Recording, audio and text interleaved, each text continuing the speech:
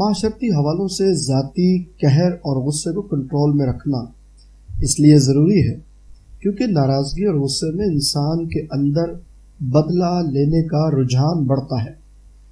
بدلہ لیتے وقت لوگ ظاہراً حملہ آور ہوتے ہیں یا پھر پیٹھ پیچھے وار کرنے کے ارادے اندر ہی اندر زیادہ ہوتے ہیں۔ دونوں صورتوں میں ایک شخص یا گروہ دوسرے شخص یا گروہ کے خلاف برے منصوبے باندھتے ہیں۔ برے منصوبے کے پیچھے بدی کرنے کا نہ صرف ارادہ بلکہ عملی پروگرام بھی شامل ہوتا ہے۔ دوسروں کے خلاف بدی کرنے والا دوسرے کا نقصان چاہتا ہے۔ اس حالت میں بدلہ لینے کا تہیہ اس قدر مضبوط ہوتا ہے کہ اس منصوبے کی کامیابی کے لیے ہر وقت سوچنے کا عمل جاری رہتا ہے، حتیٰ کہ رات کو بھی لیٹتے وقت اور صبح اٹھتے وقت بدی کا منصوبہ انسان کے سر پر حاوی رہتا ہے۔ برائی چاہنے والے چاہتے ہیں کہ جتنی جلدی بہت زیادہ نقصان ہو تاکہ ان کے من کو چین آئے اور ان کے کلیجے کو ٹھنڈک پہنچے۔ یہ بھی امکان ہے کہ ایسی صورتحال کا ایک پس منظر ہو، یعنی یہ کہ ایک پارٹی نے دوسری پارٹی کا نقصان ماضی میں کیا ہو اور اب دوسری پارٹی اس برائی کا بدلہ برائی سے لینا چاہتی ہو۔ یوں یہ کبھی نہ ختم ہونے والا سلسلہ شروع ہو جاتا ہے جو نسل در نسل جاری رہتا ہے۔ برائی کی منصوبہ بندی بدلے کی صورت میں اتنا نقصان کر دیتی ہے کہ برائی کرنے والے بضابطے خود اس برائی کے برے اثر سے بچ نہیں سکتے جس کو دوسروں پر لانا چاہتے ہیں۔ بدی کو بونے کی اصطلاح زرعی معاشرے میں بیج بونے کے مترادف ہے۔ بیج بونے کے حوالے سے انبیاء کی روایت خدا کے کلام کا بیج بونے سے متعلق عمل ہے جس کے تحت لوگوں کے لیے خدا کی زندگی بخش برکات کو بویا جاتا ہے۔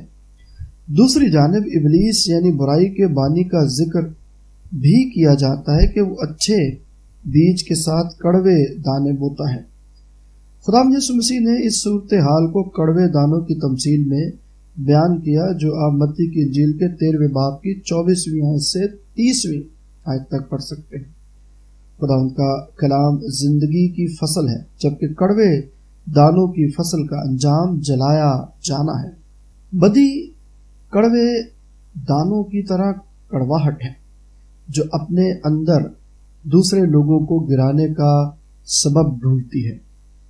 کڑواہٹ ایک ایسا منفی رجحان ہے جس کا اثر انسان کی اپنی زندگی میں اعصاب پر ہوتا ہے، جس کی وجہ سے اعصابی بیماریاں انسان کو گھیر لیتی ہیں اور بدلہ لینے والے خود بیماری، کمزوری اور تکلیف میں مبتلا ہوتے ہیں۔ معاشرتی طور پر ان کا منفی کردار لوگوں پر واضح ہو جاتا ہے کیونکہ ان کی بدی اور برائی کی منصوبہ بندی سے کوئی بچ نہیں سکتا۔ وہ کھلی قبر کی مانند ہے جس میں وہ دوسروں کو گرانے کی بجائے خود گر جاتے ہیں۔ برائی سوچنے اور برائی کو عمل میں لانے کے لیے دوسرے لوگوں کو اپنے ساتھ شامل کرتے ہیں۔ یوں یہ دائرہ بڑا ہوتا جاتا ہے۔ اس دائرے کو مکڑی کا جالا بھی کہا جا سکتا ہے۔ بدی بونے کے اس عمل کا اثر فوری طور پر ظاہر ہوتا ہے۔ اس سے نقصان ہوتا ہے، کئی مرتبہ اتنا زیادہ نقصان ہوتا ہے جس کی تلافی ممکن نہیں ہوتی، لیکن نقصان کرنے والے کے قہر کی لاٹھی آخر کو ٹوٹتی ہے۔ جتنے لوگ بھی ماضی اور حال میں ظلم اور بدی کی وجہ سے گھرانوں اور قوموں کی صرف اپنی رضا اور غرور کی وجہ سے تباہ کرتے رہے، ان کے لیے مصیبت سامنے آئی۔ انہوں نے بدی بوئی اور مصیبت کاٹی۔ کئی لوگ تو اپنے ہاتھوں سے اپنی جان لے لینے کی حد تک پہنچے۔ اس بات کا ان کو اندازہ نہ تھا کہ جو بدی وہ قوم کے لیے بو رہے ہیں اس کی مصیبت اور محرک وہ خود ہیں، اور اس کی فصل یعنی تباہی ان کو کاٹنی پڑے گی۔ روحانی حوالوں سے بدی بونے والا مصیبت کاٹتا ہے، کیونکہ گناہ کی مزدوری موت ہے۔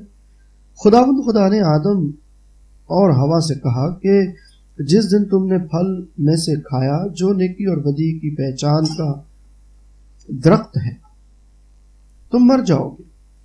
اس میں یہ تاثر پایا جاتا ہے کہ جس دن تم نے خدا کی پاک مرضی اور نیکی کے مقابلے میں بدی کو چن لیا، اس روز تم روحانی طور پر مر جاؤ گے، کیونکہ تم مصیبت میں گھر جاؤ گے اور خداوند ان کی مصیبت کو دیکھ نہ سکے گا، لیکن اس کے باوجود انہیں وہ مصیبت کاٹنی پڑے گی جو بدی کا نتیجہ ہے۔ گناہ وہ بدی ہے جس میں بغاوت غالب ہے۔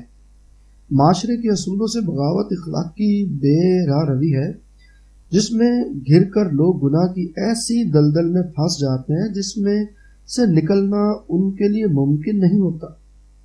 اس صورت میں ان کے قہر اور غصے کی تجاویز بکھر جاتی ہیں، وہ مضبوطی کے باوجود اندر سے ٹوٹ پھوٹ کا شکار ہو جاتے ہیں۔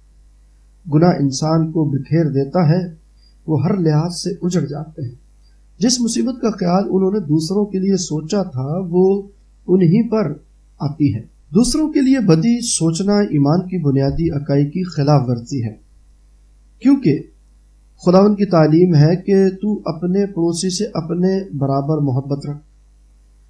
پڑوسی سے محبت کی بجائے اس سے بدی کرنے کی سوچ رکھنا خدا کے کلام کی خلاف ورزی ہے۔ جو بات اور عمل خدا کے کلام کے خلاف ہے وہ اس کی مرضی کے خلاف ہے۔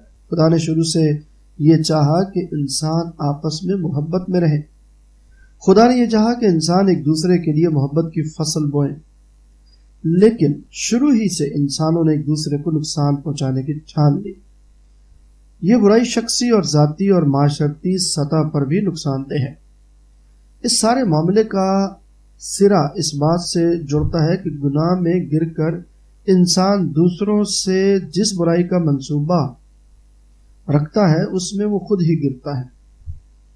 اس صورتحال سے اس طرح بچا جا سکتا ہے کہ بدی کے منصوبے کو نیکی اور بھلائی کی کوشش میں بدل دیا جائے۔ خدا کا کلام ایسے لوگوں کے واقعات سے بھرا ہے جنہوں نے دوسروں کے ساتھ بھلائی کر کے خدا کی برکات اور فضل میں داخل ہوتے ہوئے نجات کی بھرپور برکات حاصل کی۔ خدا ان کی برکات میں شریک ہوں اور فضل اور راستی میں مضبوط ہوں۔